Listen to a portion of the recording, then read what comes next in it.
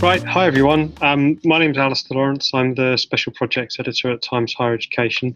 I would like to start by just asking if there are any particular innovative measures that anyone's seen since March that they think are helping set the stage for lifelong learning going forward as we deal with the next stage of the pandemic and coming out of it over the next 6 months.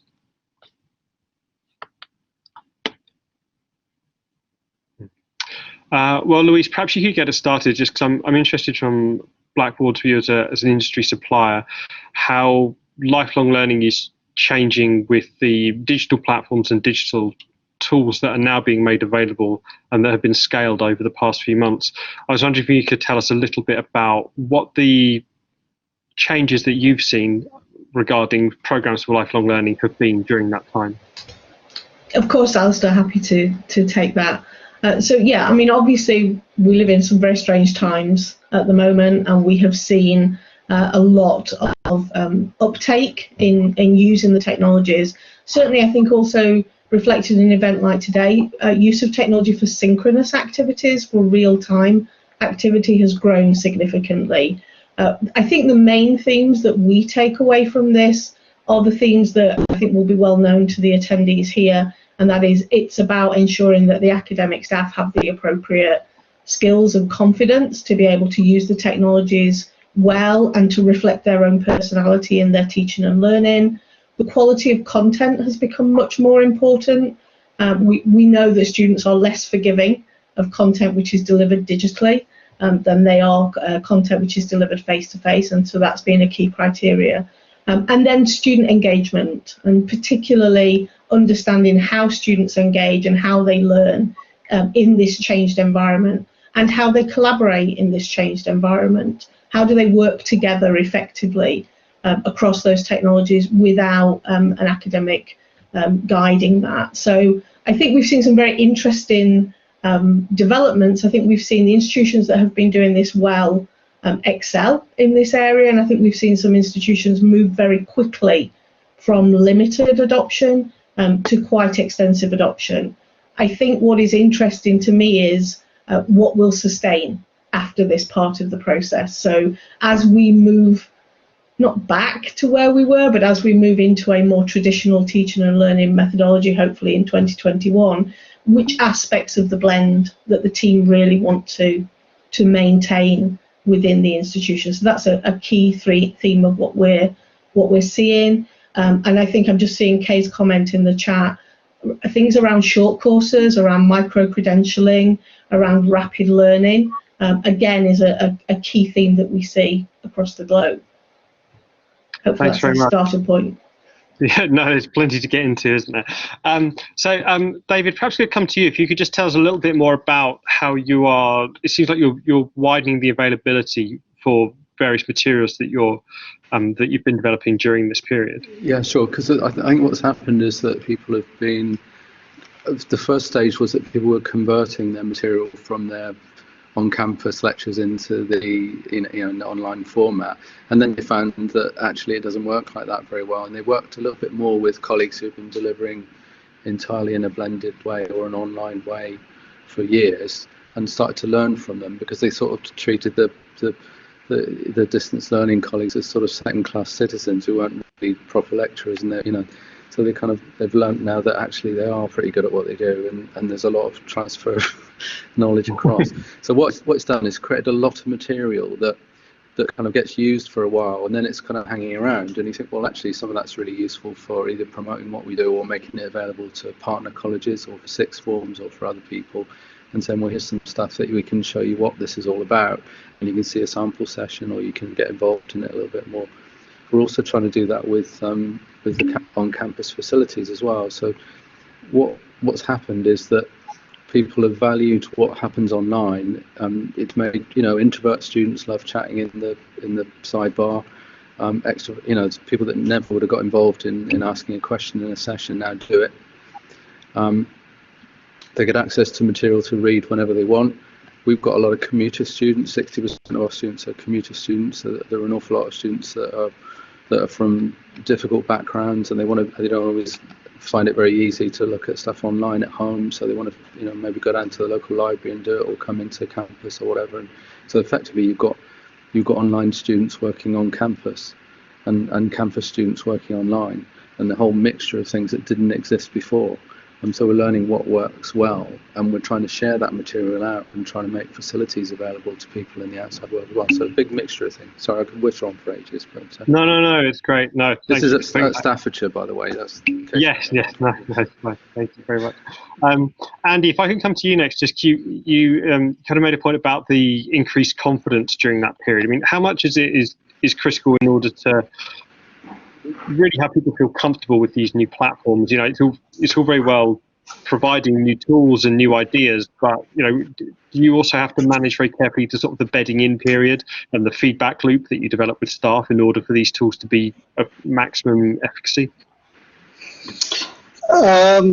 Sorry, I just missed the end of your question there because I was too busy trying to get my camera on. But just to go back to the point I was making, I think generally there has been an acceptance of its benefits and an understanding of blended learning's benefits, which previously wasn't there before COVID. Certainly, I think people are making better choices about when and what works, and there is a expectation and already discussing when we go back to campus-based delivery, maintaining the elements that have been successful, and certainly the convenience around access to information and collaboration. Certainly, I don't think there's anyone willing to go for another 2-hour train journey for a meeting face-to-face anymore. And I think people are recognizing that meetings like this online and being freed from the tyranny of the timetable to be able to have, or access to rooms to be able to have online collaboration is fantastic, and making best use of the physical space that we have. Certainly at our place we're starting to discuss, how are we maximizing the physical space that we have? How are we maximizing the face-to-face sessions to ensure that we are really gaining the benefits by freeing up engagements that can be delivered digitally more effectively. And certainly people are recognizing that the digital delivery can be as effective or not more effective in certain circumstances, not all, but certain ones. And there is an expectation that going forward there'll be a much greater blend, an effective blend of that delivery. And with that, greater expectations of what the tools can offer, and greater expectations for those tools. So it isn't all good news. There is a great awareness of now of what the other tools out there offer, and we're a collaborate and teams house, so to speak, and we often get asked for questions around Zoom, and getting academics coming to us with very technical reasons of why they want Zoom around audio quality and so on. And so there are much more educated audience now around the use of digital, which is great. In many respects, it's we've managed in 6 months to get to where we've been trying to get to for the last 10 years. Yeah, that comes up a lot when we have these kind of discussions. It's just the I don't think it's it's an acceleration as much as it is a transformation. I've spoken to a lot of academics over the past few months who've really been kind of sort of beating the drum for this stuff for a long time, and this has created an environment to help it flourish. Talking about the sort of any kind of the negatives or the hindrances, just to bring some balance to this. Kay, you mentioned about the student feedback and them preferring synchronous over asynchronous models. I was just wondering if you could tell us a little bit about the feedback loops that you've developed with students in general, because it sounds like it's obviously been an information gathering exercise on your part as well at UEA. Yes, we've done some surveys, quite a lot of surveys, both specific within each of our schools and also more widely as an institution. And our students have very much said that they like the synchronous, they like using Blackboard, Collaborate. We've allowed very limited use of both Teams and Zoom because we felt that we needed our staff to get to grips with just a few tools on offer so that they made good use of what we already had rather than trying to expand our IT architecture and then face issues with it. So So we very much feel that the students like that flipped approach that was mentioned in the chat. They liked to have some preparatory material to look at, but not too much. It had to be very targeted. They needed to see its relevance. It had to have good learning outcomes associated with it, and then they would engage very well with the synchronous session. I think some of the temptation that our staff had was to turn to give our students lots of asynchronous material and a 50-minute synchronous session, and there was so much content that our students were having to get through that they were actually finding it quite pressured to get through perhaps what could be a doubling of the content. So I think we're learning through that, and to really make sure that our synchronous and asynchronous content is manageable for the students to achieve, and we're working our way through that, as every institution is. We have digital champions who are helping to push that message across.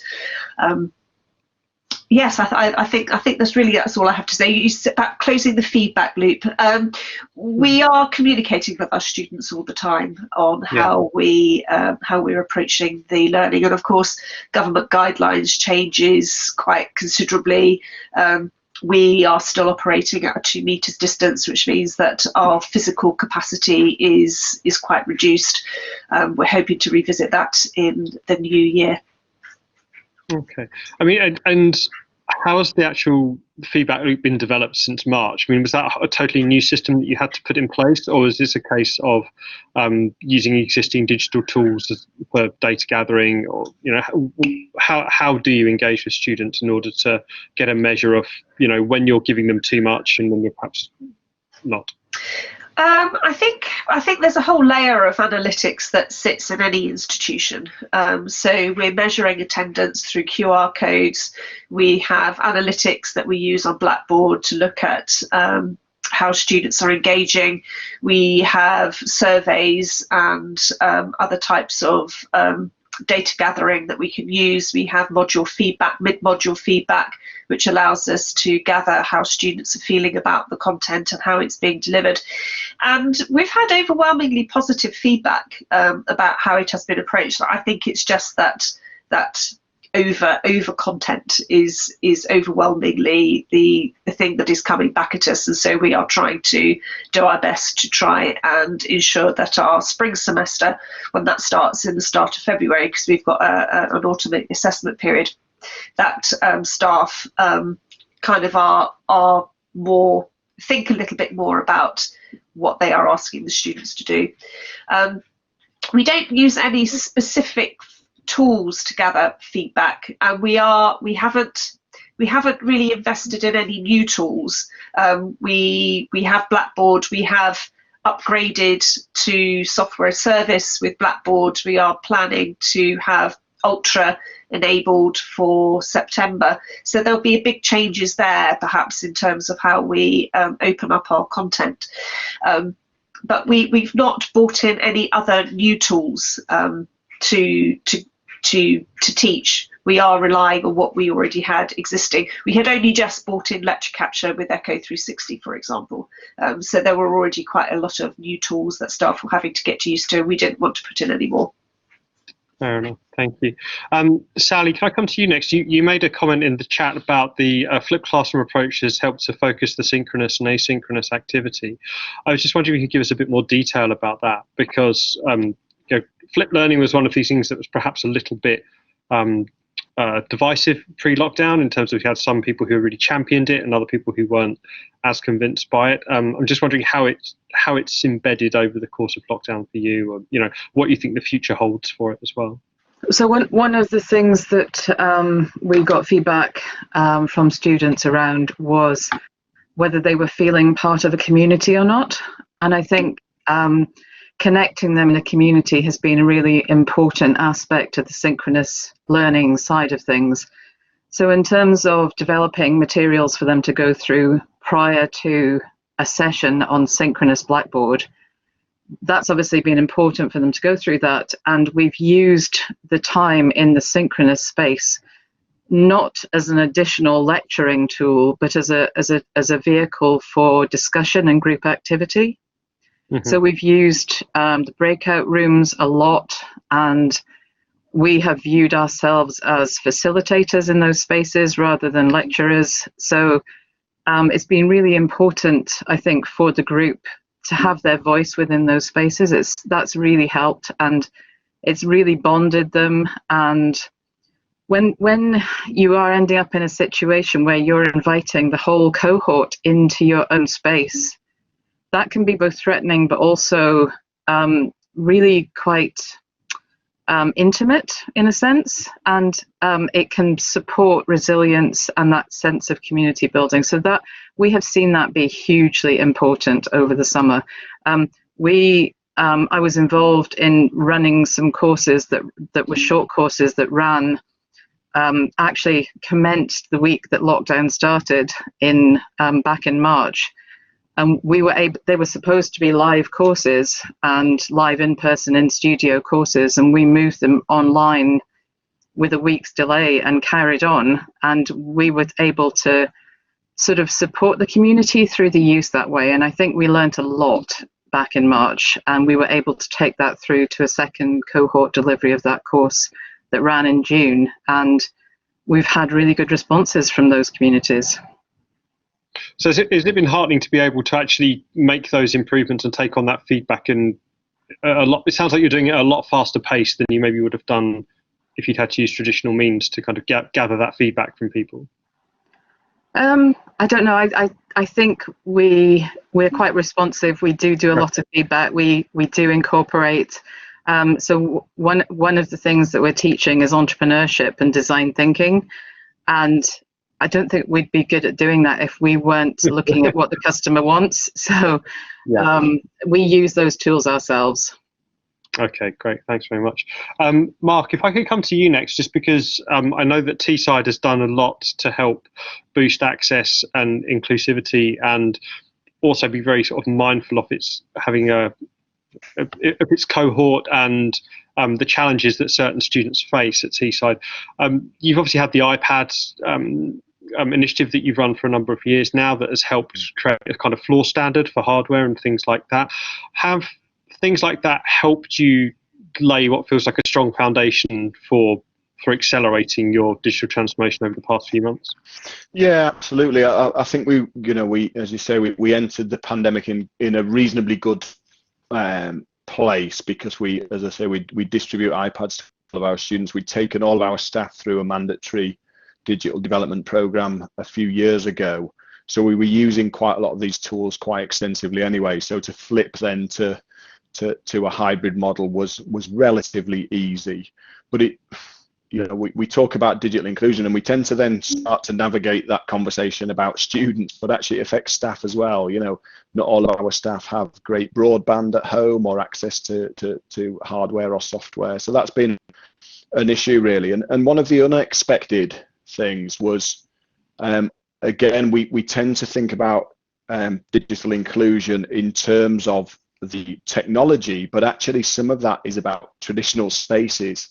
And we found that some students just didn't have a space at home where they could sort of log in and sit and concentrate. So we've been trying to open up as many spaces so students can book to come in on campus where and when we can within the relevant restrictions. So it is always for me that blend between the kind of physical and the digital that we must look at within this piece really.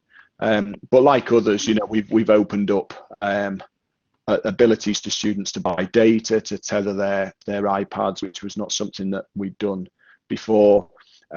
We have provided some access to loan machines. We've opened up remote access now so that students can control very powerful machines on site via their devices, and that's proved very, very popular. But it's also, again, I think going back to the evaluation, what we've found in terms of, we've done a pulse survey relatively early on in the year, and we've just had the results back for the module evaluations as we normally would, and we've been doing those for a few years now electronically. So again, it was a relatively straightforward task. Students are, the positivity is certainly increased, and I think that's both as staff have got more used to navigating the kind of rules and regs, and I absolutely agree in terms of students are less forgiving in this space, I think, but also as well they've got used to that way of learning, and I think, as previously been said, I think it will be interesting to see which parts of that we retain in the longer term. I certainly don't think we will go back to life as it was before the pandemic. This has been a real shot in the arm for the sector, and there is lots of positives that have come out of it because of that. I mean, it's very hard to predict what form the government's levelling up agenda will take for the UK, but when we start to look at what that means for universities in terms of increasing their civic engagement and getting different types of learners on board to do different types of courses, do you think this is all something that can help build to a future where you are offering different types of qualifications, shorter courses, stackable credentials, and for where you're based in Teesside in particular, what do you think that means for civic engagement possibly? Yeah, no, absolutely. I completely agree. I think the landscape is going to change quite dramatically, and if we are to, we've always had this model that's largely been built on the fact that you get educated at the early part of your life and then that's it. And I think that has to change as people move forward, as technology advances. There is going to be a real need for people to be retraining. The levelling up agenda is a really interesting one for us, and again, I think we've seen the collapse in part-time education, largely to do with the way in which the funding model has played out. And again, I think that needs redressing as a part of this broader landscape. Okay, great. Thanks very much. Masud, if I could come to you next, I just noticed some comments you were making about how it's still quite difficult to reach certain types of students, and the social learning networks that are invaluable for so many people are harder to form while everybody is on lockdown and isolated. So I was just interested to hear a bit more about that from you, and also what you think can be done in order to try and overcome those sort of barriers. Yeah, thank you. So we've been doing our student pulse surveys every week during this term, primarily to ensure that they are being taken care of, but also to understand how the learning approaches we are adopting are working for them. And one thing that was really interesting is that they are still feeling quite isolatory. They're not getting the same levels of social learning networks, not having similar interactions with their academics, with their colleagues, with their other students, and also with learning objects themselves. I think there's a different feel when it comes to physical learning objects and spaces versus digital. And part of this is primarily because when COVID hit, a lot of us did what we could do, and primarily that was translation of what we do physically into digital. And I'm generalizing here. There are elements which have done really good transformation as well, but primarily it was translation. But nobody actually looked at what does it mean to also translate or transform how communities work digitally. And it wasn't just about putting your lectures online or having accessibility requirements met, but it's also about having that interaction embedded into those discussions, those learning outcomes, those feedback and assessment methods and mechanisms. And I think that's something that's coming more and more to the front, that if blended is the future, and in many, many places that's turning out to be the case, then we need to make sure that we are, from all the ways from the start of pedagogy to learning outcomes, embedding those kind of social learning networks in everything we do. And that's starting a whole new debate about what does digital transformation mean, rather than what does digital translation mean at this stage. Do you anticipate a shift in the types of cohort that you will be bringing in subsequent years as you start to refine what you're offering even more and more? Yeah, I think we do anticipate different kinds of cohorts. We do anticipate more growth in online for us, particularly. I think we are looking at a ratio of about 30-70 to some degree, which is 30% of all students would be online and 70% of them would be in blended or physical only setting. But I would also argue that it's too early to say. And actually when the vaccine hits, when the whole visa system changes, when it's quite easy to go back to the perceived normal as it used to be. So I think only time would tell what the realistic answer might be, but absolutely we do anticipate some changes. Okay, thank you very much. I was wondering if we come to the representatives from Aberdeen were talking about the Centre for Academic Development that they have there, and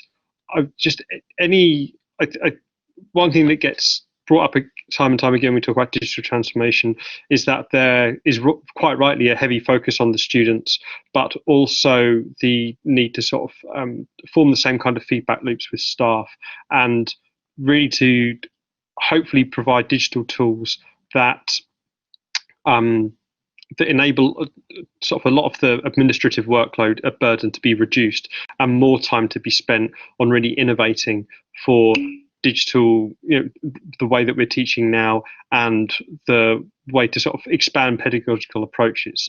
Neil, you've just actually dropped something in the chat about this, so I was wondering if you could tell us a little bit about what you think the outlook is for teachers and staff in general, and whether you've had any conversations about how you're going to refine sort of giving staff a bit more support. Ooh. Sorry, I was just waiting. My video is not coming on for some reason. Okay. Apologies. We can hear you. That's the main thing. Right. Okay. Yeah. Well, it's sort of as I said in the chat. Really, it's what we're finding is certainly over the summer, staff were developing the technology skills. We use Blackboard and we've got Teams, and so going back to a comment I think Kay made, we're sort of what we were focused on was making best use of the technologies we had available rather than necessarily engaging with lots of new ones which have additional issues associated with GDPR, security, etc. But what we're finding is, since the start of term really, that our academics, both for their asynchronous teaching and their synchronous teaching, they've got a pretty good grip now of the technology, what buttons to press, what they do with it. So now what we're looking at is, as we've been talking about, how can you build those communities? How can you make sessions interactive? How can you make them engaging, whatever engaging is for a particular student? How can you take that into account? How can you try and build those sort of social networks that you used to be able to do perhaps more readily using in face-to-face teaching? But I think the key thing, and I think that staff and students are starting to get to grips with, is that obviously there's sort of the digital approaches. They're not necessarily worse than face-to-face. It's a different style of learning and it's a different style of teaching. And I think there's the recognition there is a recognition that is actually the case. And so now we're finding that people are much more engaged with it, both the students and the staff, and we're finding that the students are happy to try things, but various things, be it directly in synchronous sessions in breakout rooms, through Blackboard, through wikis and forums, and the way we link all of these to try and produce a rounded sort of learning event.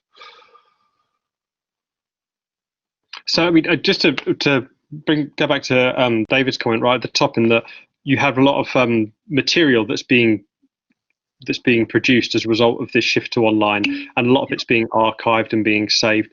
Is it almost a kind of a full-time job in itself to pick through that back catalogue, if you like, and to really figure out what are the best materials to keep and how to build new repositories that are really useful for students and for staff going forward? Yeah, we're employing specialist people to do that now, because there isn't time for the regular academics to do it. So they're going and auditing what's there and looking at what the good stuff is, looking at the student reactions, looking at where we can improve it. So I'm sure other people have got lots of people like learning technologists and all that kind of thing, but we're looking at having them in departments as a regular part of the team. We're looking at also having the potential for staff to be entirely online lecturing if they want, and do a shorter week and just teach online and do nothing else if that's what they want. and also a different model for part-time. So it's not just affecting the students and the way they learn, but it's affecting how we're looking at what our staff configuration is. So we could employ somebody, for example, who, I don't know, lives in Scotland and never visits the campus, for example, and that's absolutely fine for some things. But there are other people where we want them on campus quite a lot. So I think we're looking at not just the student experience, but the staff experience of working with the students and how that works. It's very interesting for lots of people in terms of their family lives. They're combining things with we have a lot of students in creative areas, like things like computing and games and this kind of stuff. There are a few thousand of them, and they lots of people there who might want to be running their own business for 2 or 3 days a week and doing a bit of teaching the rest of the time. This is different from the regular kind of the mythical Humboldt researcher lecturer thing. It's much more about a practical thing. So it's kind of an interesting outcome from this that wasn't expected. It's actually looking at the nature of employment as an academic or as a technical person in a university, as well as being a student. I think that's really interesting, because when I look at a lot of the news coverage that we run in THE, a lot of the anxieties that we try to help the academy articulate are around sort of the precarity that goes along with a lot of jobs. And if somebody is on a short-term contract and they were, say, tied to a particular region or a particular way of working, from what you're saying, it sounds like those barriers are starting to dissolve a little bit, and new models are perhaps emerging already where there can be a lot more flexibility that can perhaps mitigate some of the anxiety people had about the precarity of their contract. Yeah, sure, but we're giving people the choice. We're saying, look, if you want to carry on as an hourly paid person, that's just fine. If you want to consolidate that into a partial contract, that's fine too. If you want to work full time, that's okay as well. And it's about not being as rigid about it, because we're increasing flexibility in our delivery and the way we do research, the way we work with industry, and also we've got to do that for different models of working for staff members as well. So lifelong working as well as lifelong learning. Yeah, we just wait to hear that phrase repeat itself over the coming months, I'm sure. Kirsty, can you tell us a little bit more about sort of your location and how it impacts when you are looking at things like staff acquisition or engaging with lifelong learners in general? Yeah, I'm not going to put my video on because my internet's terrible. Sorry. Okay, all right. I can have video or you can have video or audio, but not both. So for us, I'm based in Aberdeen. We really struggle to sometimes get staff to move to the north of Scotland for lots of reasons. It's pretty remote. It doesn't have great connection to the rest of the world. And it has meant, and not just for employing staff, but even getting staff to be able to do things like PhD vivas or guest lectures. We can't just call on people to do a guest lecture, because even from our next nearest university, which is Dundee, it's still a 2-hour train journey there and back. Suddenly, all of this is fantastic. We are doing so much interdisciplinary, collaborative teaching with world experts, teaching to our students and helping our staff, and not having to move all around the country, which I definitely think, Sally's here from RGU, she's probably benefiting the same way, that I think in the north of Scotland we're a bit left out sometimes, and suddenly we can take part. Even events like this, I can come to this without it being a major time out of my entire working day. And so for me, the same thing that the students are benefiting from, of also not having to necessarily move to go to uni. If they can be more commuter students, our staff are getting the same benefits. Which gives us so much more opportunities to really develop centres of excellence, because we can bring staff from anywhere. You don't have to be based in that same city.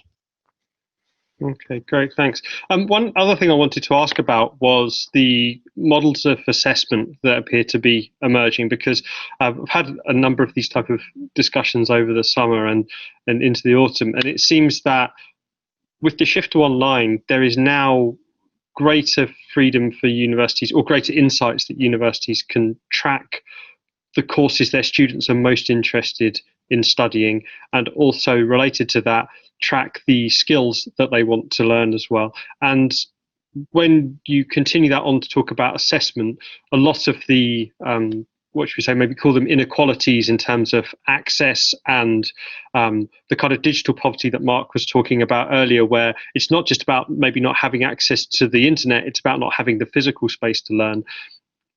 Is it also time to start evaluating moving away from the traditional examination models? And does that create a lot more freedom for teachers and learners along the way? I'd just be interested if anyone had any thoughts about that.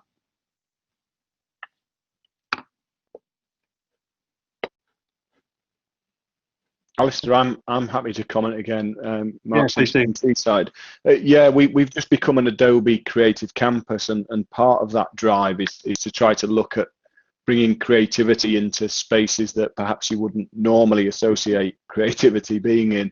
And part of the drive for that was when you look at some of the work in the creative campuses in the States, they've used completely different assessment methodology. So doing a creative project on a scientific area means that it's actually it's much more difficult to plagiarize and cheat when you're doing something that's bespoke and involves the presentation of something, if you're working with sort of local clients. So again, what we found is that some of the digital tools can actually drive a pedagogic approach both to delivery and assessment methodology, and it's something that we're now looking at across the institution about how do we introduce creative assessments that test different skill sets that perhaps draw on slightly different areas that students would be used to. But what we actually find is students are quite comfortable. It's back to the Generation Z business. You know, people think of students being very tech savvy. What we found is, yeah, they're very good at social media, but actually putting that skill set into a workplace, they're perhaps not as advanced.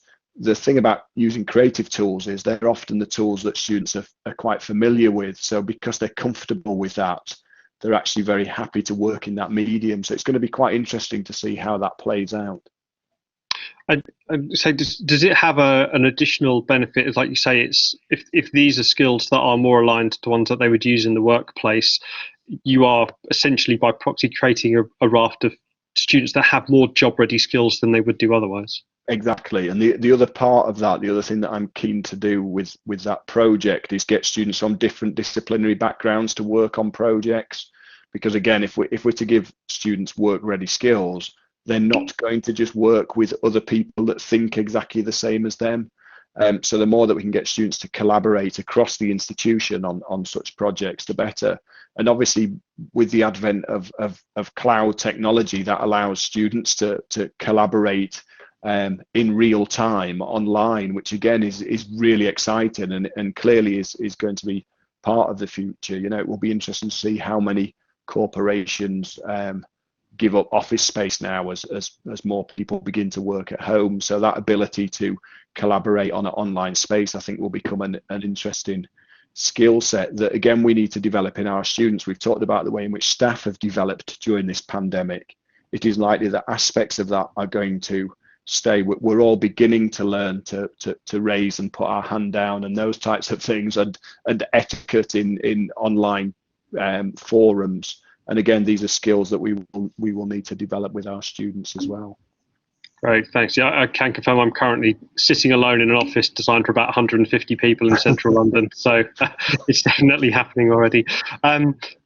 David, you made a comment about traditional exams only being a part of the assessments that you do at Staffordshire. I was just wondering if you could tell us a bit about the different models that you employ for assessment there. Well, because an awful lot of our work is through projects, so we've got a lot of people doing things like computer games and computing art and design and so on. In some of the areas where we've got PSRB issues, like engineering and so on, we have to retain traditional assessments for much of what we do. But we do as much as possible through projects, and as much as possible, those projects are working with industry. And we've got quite a growing kind of enterprise zone and lots of kind of industry projects where we try and make them as, I suppose, you know, I've got used to the New Zealand school system where all the assessments are meant to be authentic and so on. I'm not sure that's the right word, but it means that the work is challenging and relevant and all the rest of it, and it isn't a recall exercise. I look for moving into an environment where, you know, the idea of open or closed book, I mean, seriously, you can look up whatever you want, whenever you want, and why don't we work within that context? That's not going to go away. So it's about understanding, it's about applying knowledge, it's about doing the other things. So a project is a much better way of doing that anyway for our subjects. I know it's not true for everything. Sometimes you do want people to sit down quietly and write a long thing, and that's fine. Or you know, and there are areas where you really want people to remember things properly, because you don't want people forgetting where kidneys are and all that kind of stuff. So there are things where it matters. I understand that, but it's a horses for courses thing. The type of subjects we have are more suited to project work in general. So it's a better way of assessing how people understand what they're doing.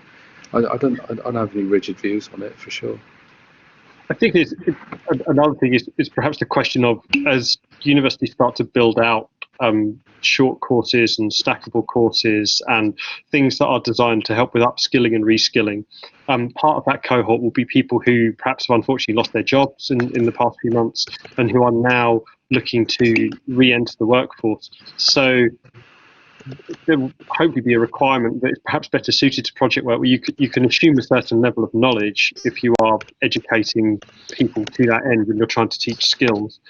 I just also wanted to, sorry, I'm just quickly catching up on the chat here. Sally, you said that you've incorporated video pitching and storytelling as part of your assessment. I was just wondering if you could talk us through that process, how quickly it took to implement and how much refining it needed. And we implemented it immediately. we had our course that was starting in the first week of lockdown, and the course ran for 8 weeks, after which there was an assessment phase, and there had originally been a live pitch or storytelling section as part of the assessment, and that just wasn't going to be possible. So we decided to introduce video capture for that. And we assured the students that they were not being assessed on their video production techniques, that really this was just a way of us being able to assess what we would have assessed in person. But actually, they really took that challenge up, and some of the things that they produced were amazing. And these are actually skills that will stand them in fantastically good stead. It was a cohort of creative entrepreneurs, and most of them will be working on social media and need video content. So all of the things that they learnt in that time will be useful to them. So it was very quickly taken up, and the results were amazing. Great, thank you. Kay, if I come to you, because you made a comment that many of your staff don't want to return to the traditional exam. I was just wondering if you could tell us a little bit about the feedback that led to that. I've got a barking dog at the moment, so do you want to turn to somebody else? Okay, sorry, okay, no problem. Sorry, I just have to catch you up through the. So I mean, I thought the point that David made about different types of courses not being able to be assessed through those means is interesting. Louise, perhaps I can come back to you and just ask for Blackboard's view or perspective on this, rather, because as a supplier, you're talking to a lot of different university partners across the sector in the UK, and I was wondering if there are any particular trends or recurring feedback that you've got about just kind of getting the balance right for different types of assessment, and also doing it with one eye on engaging people in lifelong learning, so they can come back to university and upskill and reskill through their working career. Yeah, I mean, firstly, I'd echo a lot of what the rest of the team have already said. We have seen there is a place for examinations that still exists, but I think it's not the automatic go-to place for assessment anymore. It used to be this must be an exam, and I think those questions, those barriers are being broken down. I think Mark and David's points, that there are lots of institutions that are driving for more authentic assessment already, and have been able to do that. We've definitely seen a growth in things like the video pitches, so being able to use tools like the tool we're using right now. It's very easy for the students to be able to make a presentation, do the audio. It's fairly simple, and also being able to collaborate on assessment. So we have a lot of functionality which is around students having conversations around an assessment, whether that's an individual piece of assessment or a group piece of assessment, but changing the dynamic of how you prepare for what you're producing. And I think that's been a significant shift in that, in the execution of assessment. It's more broken down. It's able to be more iterative in the same way as digital teaching and learning is able to be more iterative. It's not a single event. It's able to grow over time. And I think it's felt more personalised as well. That's some of the feedback that we've had from students, where they feel like they're being assessed by the person that's looking at them regularly in the camera. It feels like they're looking very close rather than across a large hall. And I think that also does feel more accessible for those people that are returning to learning. So if you're in the workplace already and you're spending a lot of time working in this way, and you have a mode of operation which is digital, blended, collaborative, then being able to do your study and your assessment in the same way makes the return to education less daunting. I think it makes it feel more realistic and more appropriate to how you're going to apply it in the future. And so I think that's a real positive that we've seen for the sector. I do think there's some work to do around the professional bodies. There's always some work to do there. But I think this is probably the time when everyone can look and explore that differently, where those expectations can be challenged in a way that previously hasn't been the case, because it's just been about education, whereas now it's happening to the whole population. We all get to understand what that feels like, and I think those doors are open for that amendment to the approach. But there will always be exams. Yeah.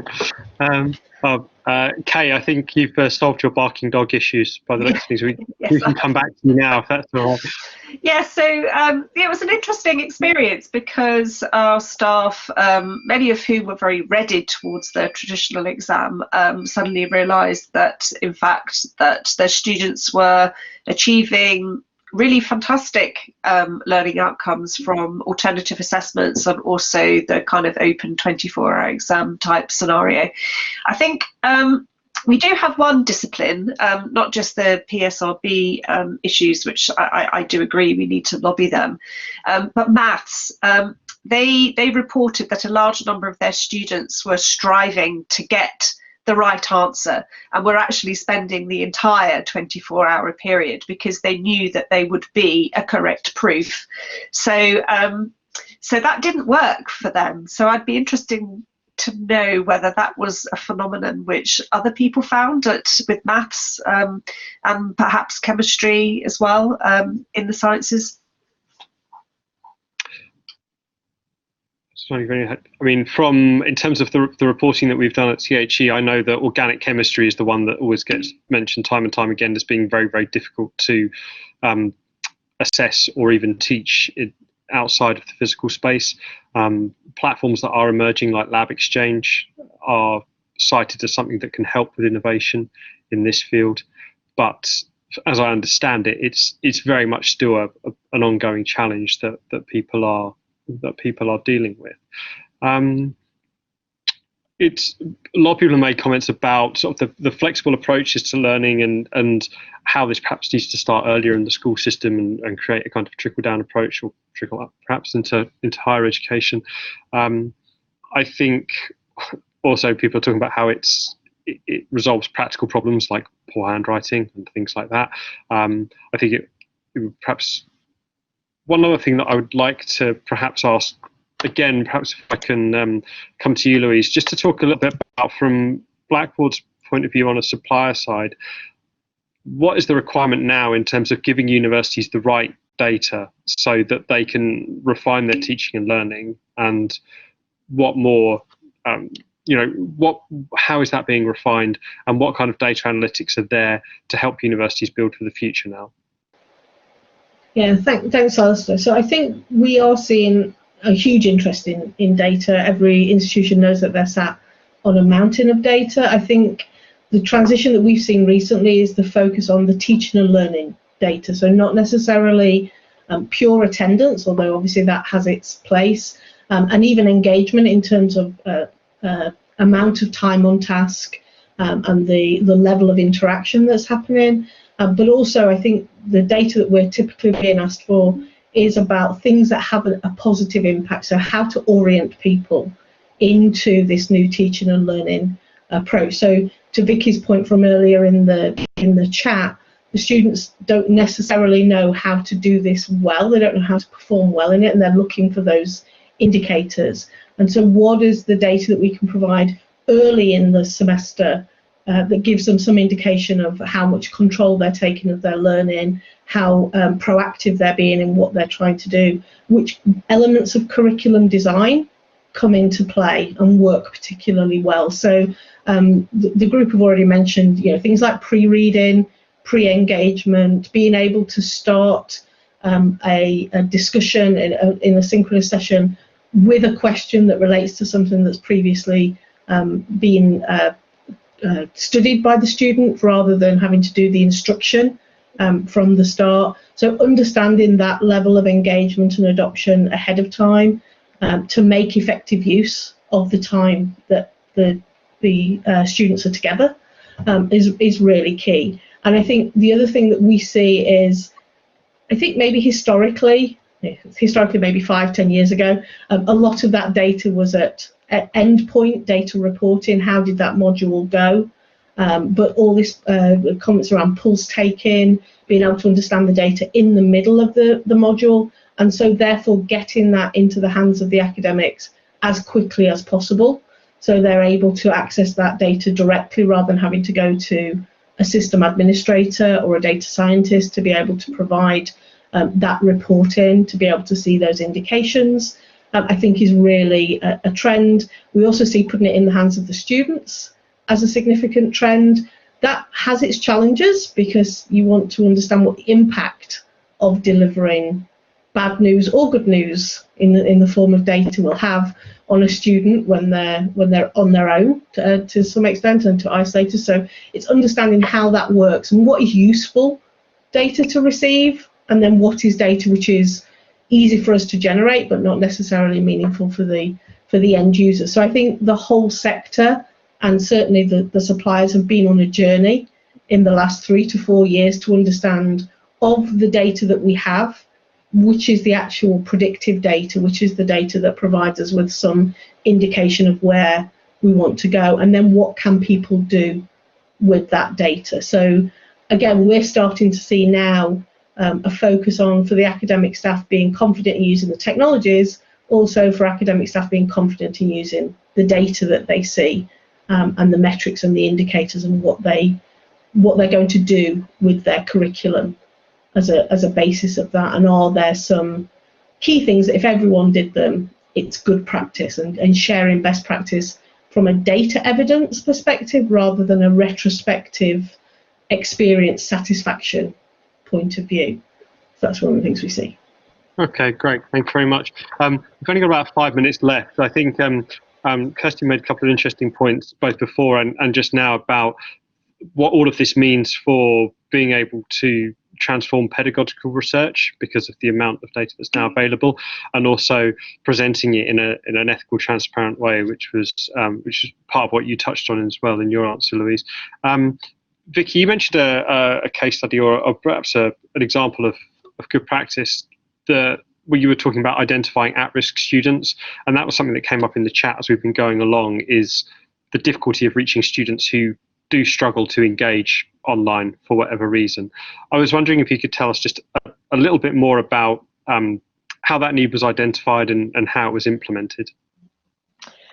Yes, I think it was, we were very conscious that we were moving, particularly for the autumn term, that we were moving to this new approach of teaching, that we weren't going to have students who would be right in front of us, and you don't have those visual clues and understanding of who may not be engaging or who might be dropping out. But again, obviously the pressures of the autumn term, we had to think of a strategy that could be very simple to put in place but would work. And one of those was just pulling the data out of Blackboard and producing reports each week to look at the names of students who hadn't engaged, who hadn't logged in from the start of term, because clearly that's a flag that something is wrong if they're not engaging and logging onto Blackboard. And then through our professional services, we then directly contacted those students just to say, are there any issues? Is there anything you need help with? Here are various lines of support you can come to. And then each week we've continued to run these reports, and the number of people who then didn't engage dropped down significantly. because we could make these individual approaches out to those students. And I reckon, we caught several hundred students who could have been at risk of feeling quite unfamiliar, quite alienated by the new way of learning, and could have dropped out early on. But by being able to reach out and sort of stretch your hand out to those students very early on, it helped engage them. So again, sometimes the amount of data that can be collected can feel quite overwhelming and you're not quite sure how to use it. But that was one way that was actually just really simple, and I think had quite a big impact. It sounds like it'll be interesting when you get to the end of the current academic year to be able to do the year-on-year comparisons to see what your attrition rates are. Yes, yeah. And we are trying to use more of the data. We're now, the next stage is trying to look at data of who is, for example, logging into Collaborate sessions. We've also got face-to-face sessions, and we're also trying to draw out combined reports, again, to not that they can give you a definitive answer, but I think they can indicate potentially students who are at risk. So in the way that staff have lost some of those clues because they don't have students right in front of them in the classroom, we're trying to give other ways of giving clues of who in your module cohort may be struggling or may have difficulties. And then that allows them to then go and follow up with those students.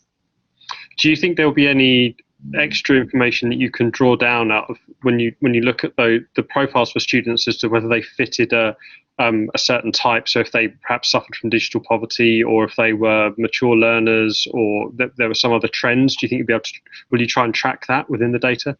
We haven't thought about it that far, but that's an interesting idea, to then look at the profile and see are there things in common with those students who struggled, or is it just a mixed across the board of what the issues are? Okay, great. Right, we're at time, I'm afraid, which is, we always seem to run out when we do these discussions, but it's great that we've got lots to talk about. I'm sure we could probably keep the chat open and everyone would keep going, but unfortunately we do have to close things out there. Thank you all very much for taking part. I think we got through quite a lot in the space of 60 minutes. I've certainly found it very interesting. I hope you found it useful. This discussion will be made available on demand on the THE and Blackboard hub that we built together. We will also be distributing a summary article if you just want the key takeaways, either to refresh yourself or to share with peers or to share on social media. We will make all of that available to you in the coming days. So thank you all very much for taking part. Thank you very much for Blackboard for partnering with us for this event. I hope you've enjoyed it. And if you have any other questions you'd like to follow up with, please do contact Blackboard or myself at Times Higher Education. Thanks a lot.